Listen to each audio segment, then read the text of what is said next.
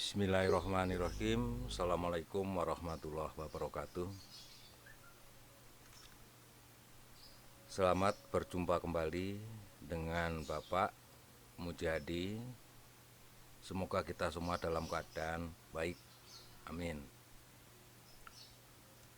Pada kesempatan kali ini,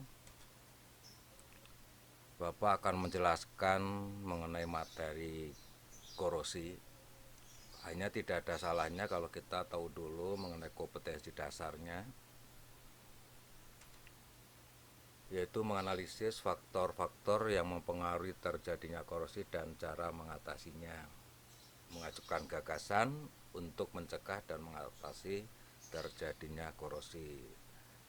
Sementara itu, tujuan pembelajaran pada kesempatan pagi hari ini, peserta didik diharapkan mampu menganalisis faktor-faktor yang mempengaruhi terjadinya korosi dan cara pencegahannya.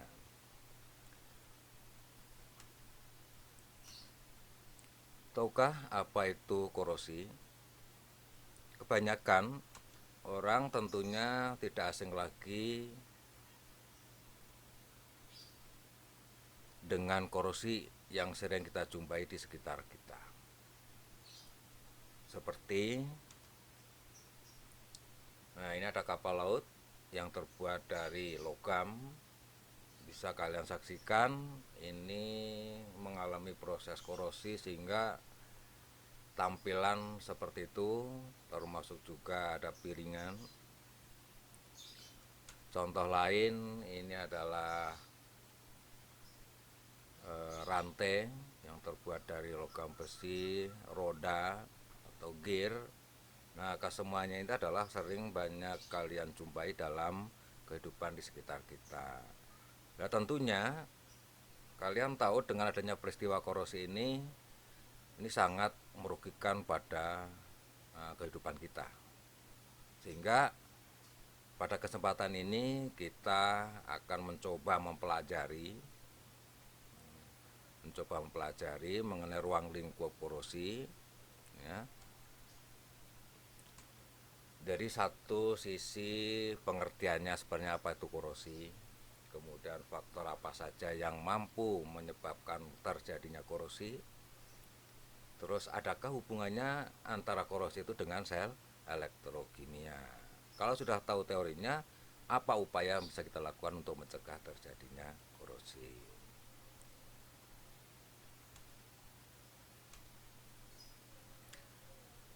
Secara teoritis, korosi adalah reaksi redoks antara suatu logam dengan berbagai zat di lingkungannya dan menghasilkan senyawa yang tidak kita kehendaki.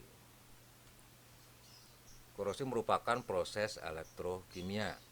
Pada korosi logam, bagian tertentu dari logam bertindak sebagai anoda, di bagian lain sebagai katoda. Nah, ini rumus kimia dari karat besi yang tampilannya sangat mengganggu penglihatan dan juga akan merugikan pada kehidupan kita. Baiklah, kita lanjutkan pada bagaimana proses reaksi redoks yang terjadi dalam perkaratan besi ini.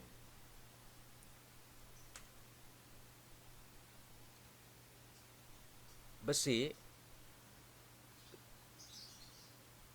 salah satu bagiannya merupakan satu anoda.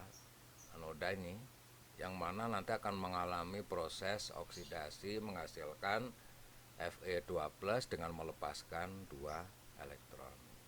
Kemudian di sisi lain, permukaan besi ini berperan sebagai katoda, yang mana di situ ketika ada oksigen dan udara lembab yaitu mengandung air akan mampu mereduksi elektron menghasilkan OH-.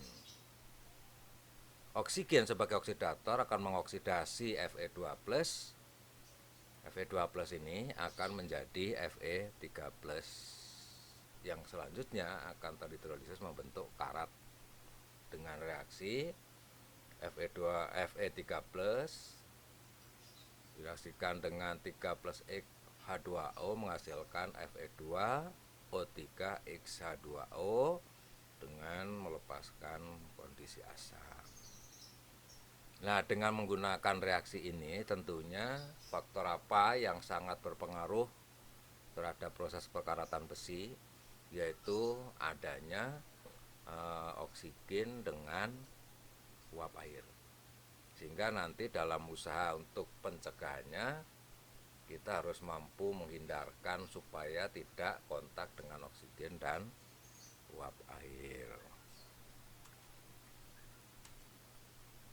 Nah, seperti tadi sudah Bapak sebutkan bahwa faktor apa saja yang mampu menyebabkan terjadinya korosi. Nah, yang pertama adalah kelembapan udara, dan oksigen ini faktor utama ya. Sehingga kalau misalkan ada logam di situ bersentuhan, bersinggungan dengan oksigen dan uap air, maka itu akan mampu mempercepat terjadinya korosi. Kemudian dari reaksi tadi ada H+, yaitu itu merupakan elektrolit. Ini juga akan mampu memacu proses terjadinya korosi logam. Nah, mengenai elektrolit ini selain asam, bisa dalam bentuk garam maupun basa. Sehingga ketika kalian punya peralatan yang terbuat dari logam, kena air hujan, di situ mengandung asam, dan juga kena air laut, maka logam tersebut akan cepat sekali mengalami perkaratan. Sehingga dalam penanganannya, ketika peralatan tersebut itu kena air hujan atau kena air laut, seyogianya disiram lagi dengan air tawar sehingga akan mampu menghambat proses terjadinya korosi logam tersebut. Kemudian dalam kondisi dikeringkan. Kemudian faktor yang ketiga, lapisan permukaan logam yang tidak rata. Nah, kenapa dengan permukaan yang tidak rata itu akan mempercepat terjadinya korosi? Ini karena dalam permukaan yang tidak rata di situ akan menyimpan uap air atau oksigen, sehingga akan memicu, mempercepat proses korosi itu sendiri. Kemudian faktor yang lain yaitu kontak dengan elektrolit yang tadi, selain asam, bisa garam dan juga basa. Berikutnya yang mampu menyebabkan terjadinya korosi adalah temperatur. Semakin tinggi temperaturnya, tentunya akan mampu mempercepat proses terjadinya korosi. Sehingga peralatan dapur yang biasa kena panas itu akan gampang sekali mengalami korosi dibandingkan yang tidak kena pemanasan. Ini faktor yang kelima. Faktor lain yang tidak kalah penting dalam mempercepat terjadinya korosi itu adalah derajat keasaman, pH. Nah, semakin kecil nilai pH-nya tentunya akan mempercepat proses korosi, karena makin kecil nilai pH-nya itu akan cenderung bersifat asam. Nah, itu mengenai faktor yang ke-6. Faktor berikutnya efek galvanik coupling. Maksudnya di sini, ini ketika logam besi itu dihubungkan dengan logam lain yang berbeda potensialnya, potensial elektrodanya maksudnya. Ketika besi itu dihubungkan dengan logam yang potensialnya lebih besar, maka yang potensialnya lebih rendah akan gampang teroksidasi, akan mengalami korosi. Nah, misalkan besi dihubungkan dengan seng, karena logam seng itu potensial elektrodanya lebih rendah daripada besi, maka sengnya yang terkorosi, sementara besinya aman. Tapi sebaliknya, ketika logam besi dihubungkan dengan tembaga, karena nilai tembaga itu potensial elektrodanya lebih besar daripada besi, maka besinya yang teroksidasi. Itu mengenai efek galvanik coupling.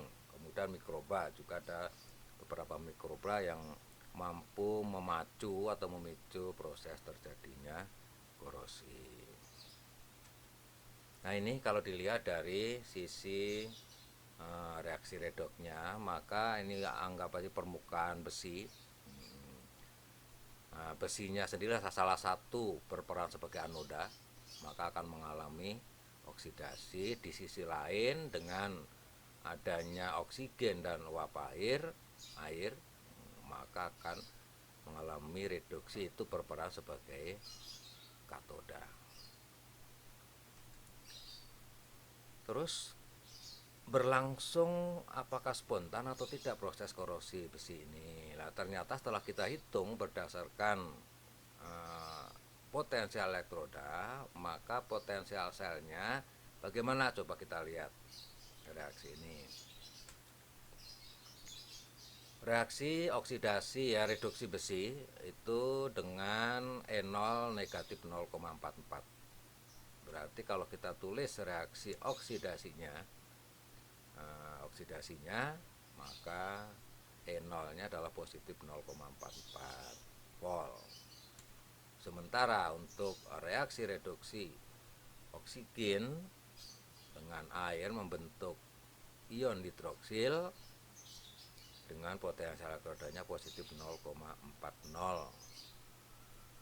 sehingga lengkap nilai E selnya ya.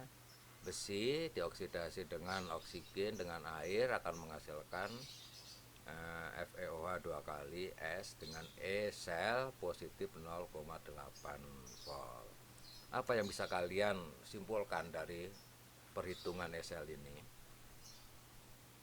Nah, tentunya karena perhitungan E selnya itu bernilai lebih dari 0, maka reaksi ini berlangsung secara spontan. Artinya berlangsung secara sendirinya tanpa disuplai atau diberi energi dari dalam. Sehingga secara umum semua logam itu yang ada di alam itu akan mengalami proses korosi atau perkaratan dan berlangsung secara spontan. Hanya nanti bagaimana upaya kita dalam mencegah atau menghambat proses terjadinya perkaratan tersebut. Nah, karena begitu berlangsung secara spontan, tentunya kita hanya mampu mencegah atau menghambat agar tidak cepat terjadinya korosi, sehingga logam yang kita gunakan, yang kita manfaatkan itu tidak cenderung cepat rusak. Nah, kira-kira usaha-usaha apa aja yang bisa kita lakukan dalam mencegah atau menghambat proses korosi ini? Yang pertama, usahakan mencegah kontak dengan oksigen dan air.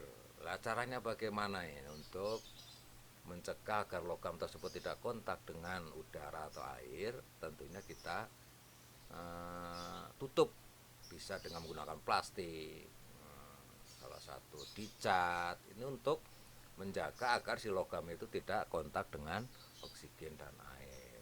Cara lain, logam itu dibuat alloy.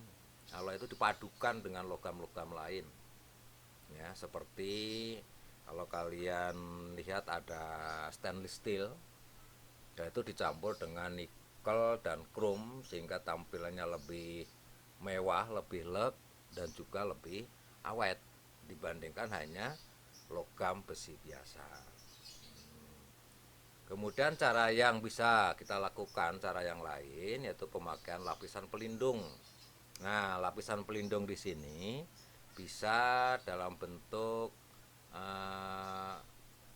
logam-logam, dilapisi dengan logam yang potensial yang sukar untuk mengalami korosi, yang potensial elektrodanya itu lebih besar daripada potensial elektroda dari logam besi itu sendiri.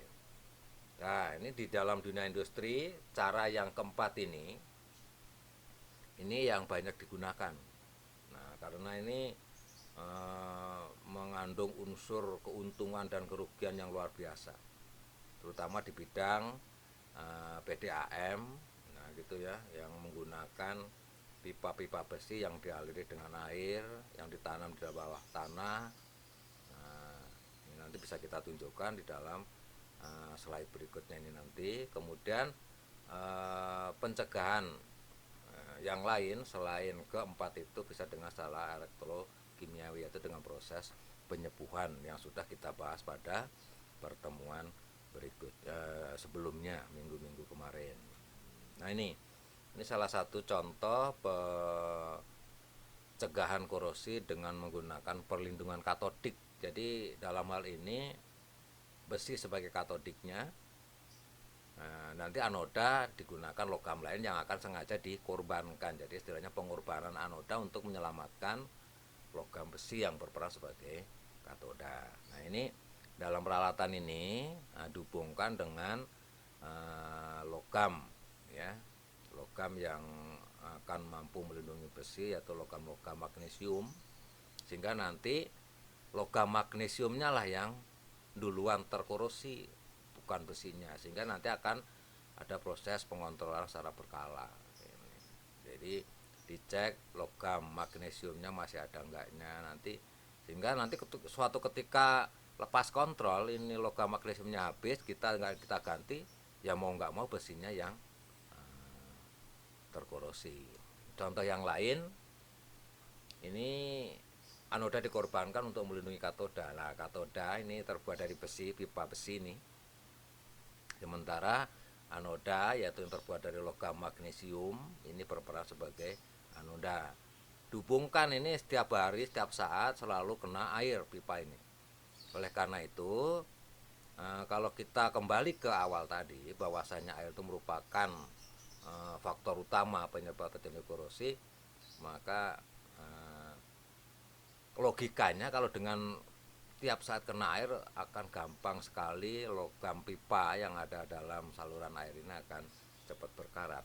Oleh karena itu ini ada usaha pencegahnya dengan pengorbanan anoda atau katoda yang akan dilindungi atau perlindungan katodik. Ini juga dalam proses pengecekannya ini dicek secara berkala untuk menjaga keawetan daripada logam besi yang dipasang sebagai pipa saluran air yang ada di bawah tanah. Ini juga sama ini. Jadi prinsipnya untuk menjaga proses atau mencegah terjadinya proses korosi pada pipa bawah tanah yang sangat kontak langsung dengan air, maka ini menggunakan cara pencegahan atau proteksi katodik atau yang kita kenal dengan pengorbanan anoda. Ini juga pipa nanti AMG akan teroksidasi, oksigennya akan tereduksi. Nah ini demikian tadi uraian yang bisa Bapak paparkan mengenai korosi.